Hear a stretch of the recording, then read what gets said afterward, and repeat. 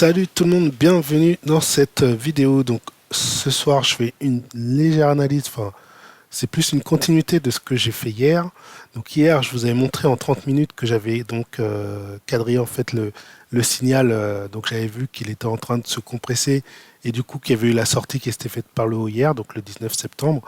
Et voilà, donc aujourd'hui en fait ce qui s'est passé c'est qu'il y a eu une baisse donc à 2 heures du matin puisque c'est l'ouvert. Enfin, généralement, 2 heures, à partir de 2 heures du matin, vous avez des.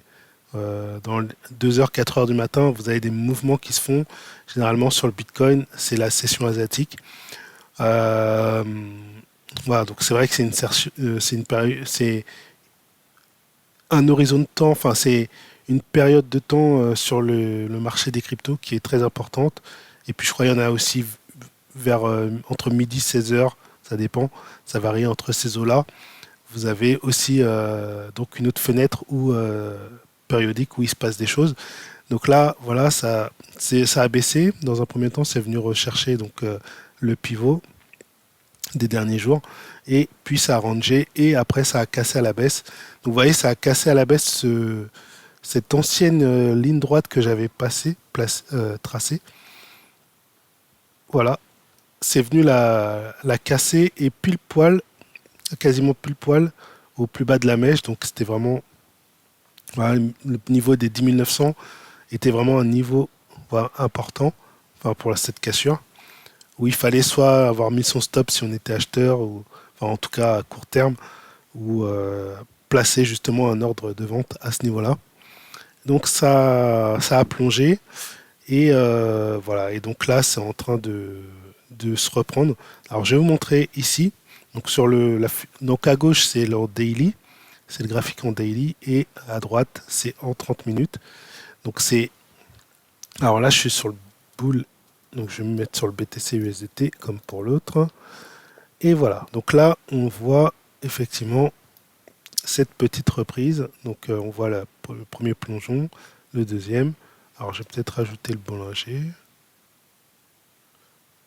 Peut-être que ça va être plus sympa et enlever les Shimoku.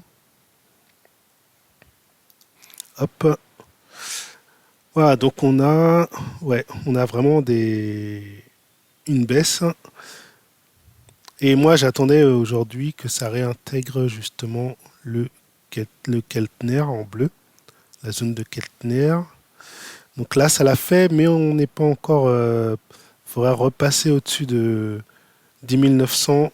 Et encore, je pense que c'est cette zone-là la courbe haute de Keltner qui serait plus significative pour une probable reprise. On ne peut pas le dire. 10 930, si ça repasse au-dessus, même je dirais 10 936, si ça repasse dessus, à surveiller. Je dis pas qu'il faut acheter, je dis juste à surveiller, voir comment ça se passe, si ça accélère ou pas. Voilà, bah, c'était juste pour vous montrer qu'effectivement, ben,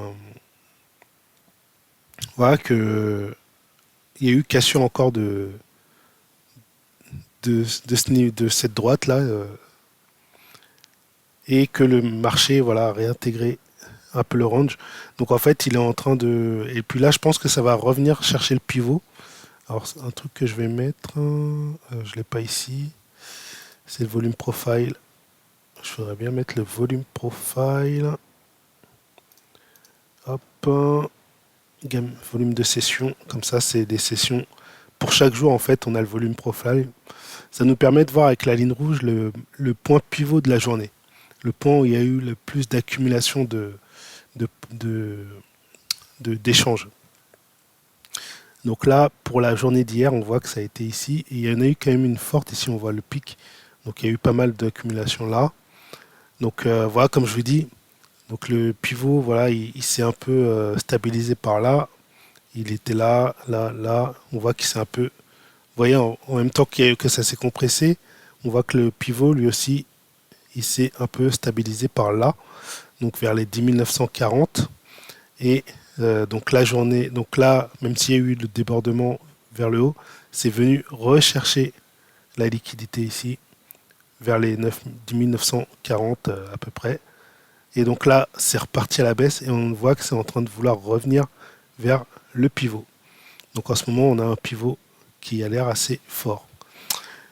Voilà, donc c'était juste pour vous montrer ça. Et bah écoutez, je vous souhaite de beaux investissements, hein. Et ah oui, enfin, j'ai pas regardé, mais je pense pas que pendant les périodes de baisse, ce soit judicieux d'aller chercher.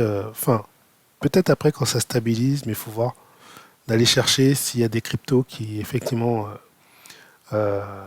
surperforment le Bitcoin. Je suis pas sûr que ce soit une bonne idée, puisque généralement après il y a des mouvements de panique et je suis pas sûr que les gens soient aptes à vouloir euh, pumper sur des alts.